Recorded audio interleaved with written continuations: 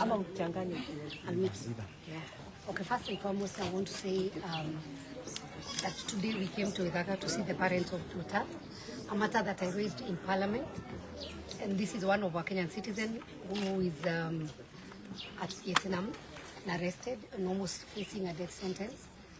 And when the matter came in and I raised it in Parliament, I also raised it with the head of state.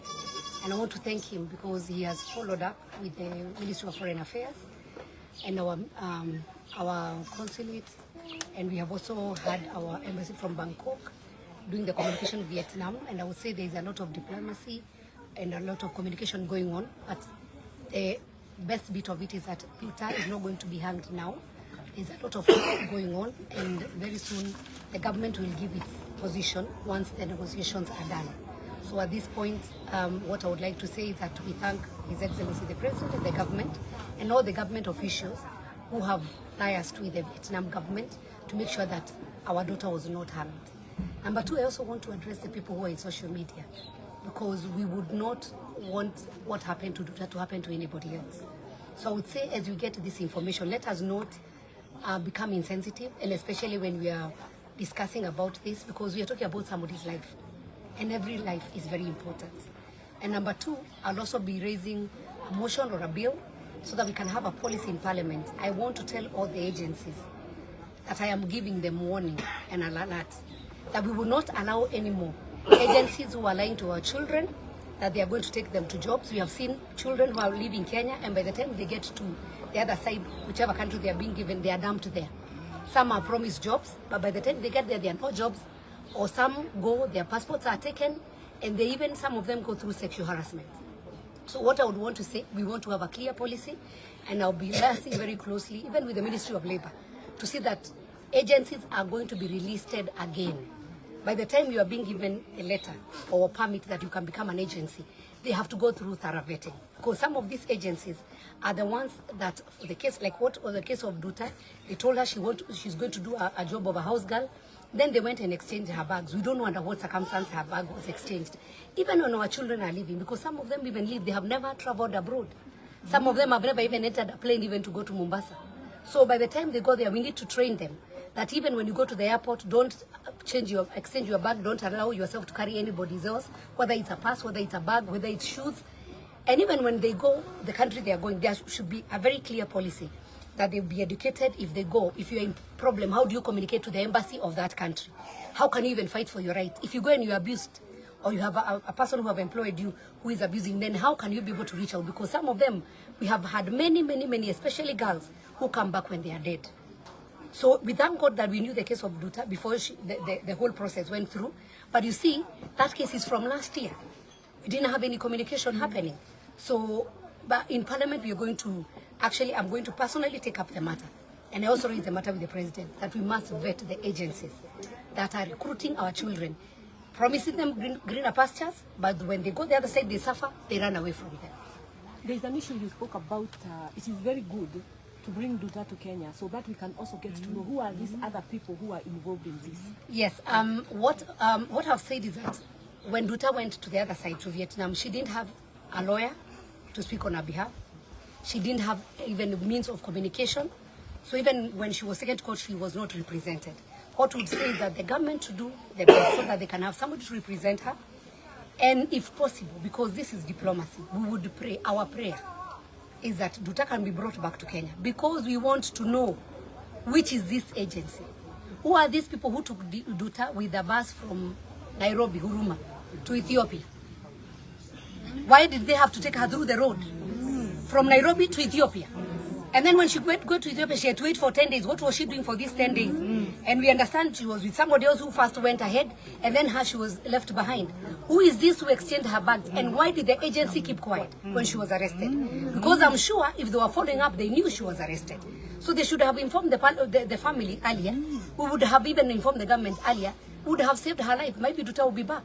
So we would pray that she comes back, so that becomes a lesson even to the other agencies or other people who want to use our children as drug traffickers, and they use their innocence.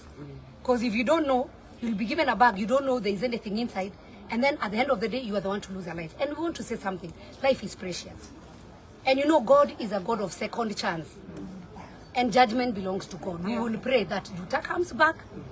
It's better she be taken through the Kenyan process as we expose the agency and the people who used that innocent girl. Thank you.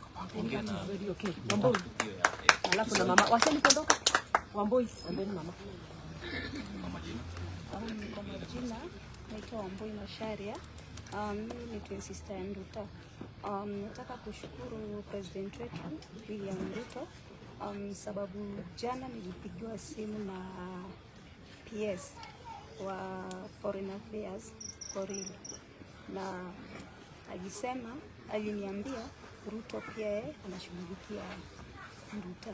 Asante sana. Kuna vile ulikuwa umeelezea hapa wakati sister yako alifika na vile bag yake ilifungiwa. Just that bit. Jaribu. That bit alone. Please, jaribu. Okay.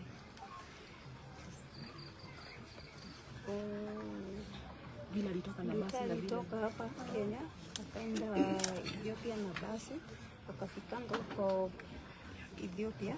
Kufika huko alikaa 10 days. Ukakaa tena, walikuwa wasichana wawili. Nduta akaambiwa wewe ndio utakuwa wa mwisho kutoka. Vile siku yake ilifika ya kutoka, aliniambia Wambo wetu, nimenunuliwa bag, nimeambiwa yangu ni ndogo na pia ni mzee. So akanunuliwa sasa, akaambiwa toa nguo zako uweke kwa hii bag nyingine. Bag yake ikaipangwa kwa cargo. Nduta akatoka hapo airport ya Ethiopia, akafikanga Qatar. Kufika Qatar, akaniambia na kichwa.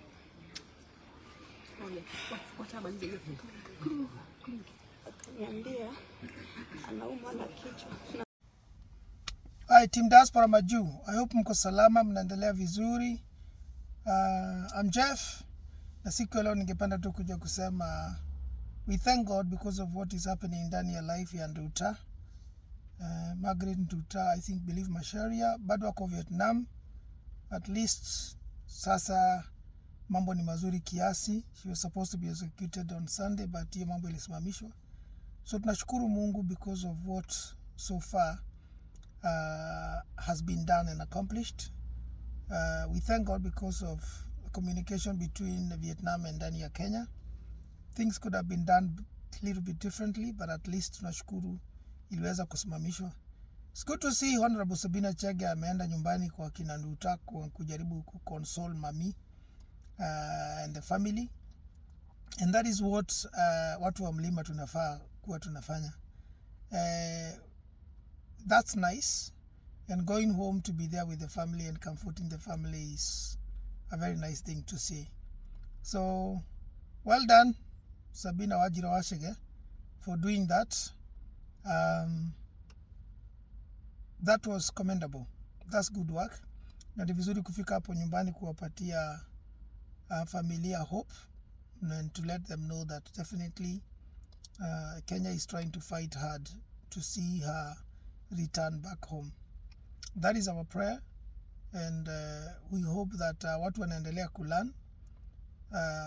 Tafadhali ukiamua mambo ya kubeba mizigo na watu wengine, usibebee mtu mzigo, usibebee mtu kitu chochote kwa airport, hata mtoto. Madawa ya kulevya, weapons, everything zinawekagwa hata kwa nguo za watoto. Usishikie mtu mtoto kama humjui kwa airport, msibebee mzigo kama kuwele, usimbebee hata kibeti, usijaribu hata kumshikia kwa sababu soon as that thing is you are found by sniffer dogs ama polisi ama custom, you are done. Stories zingine za kwenda ku-explain is going to be too much time that una waste. So chunga mzigo yako, chunga your hard luggages, usikubali zibebwe na mtu. Wakati una travel from airports they do a lot of check. Governments and countries invest a lot of money on these systems, including sniffer dogs and police and all that.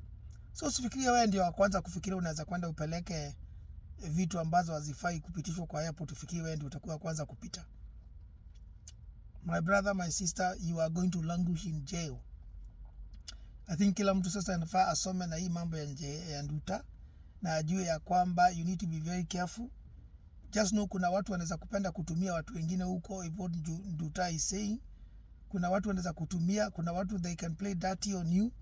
but when you are caught, you will be alone.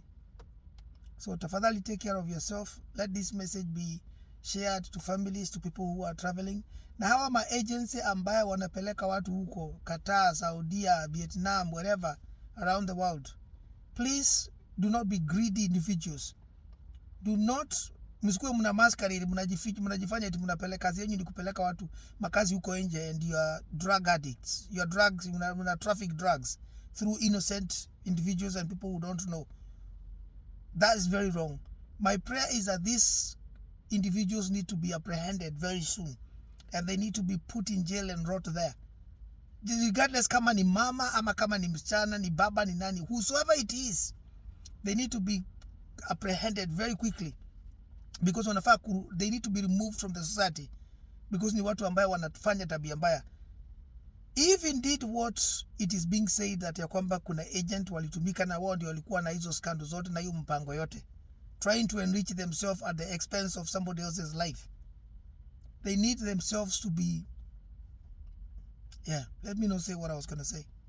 Anyway, guys, subscribe, share this message, let it get to families, comment, and I'll see you in my next one.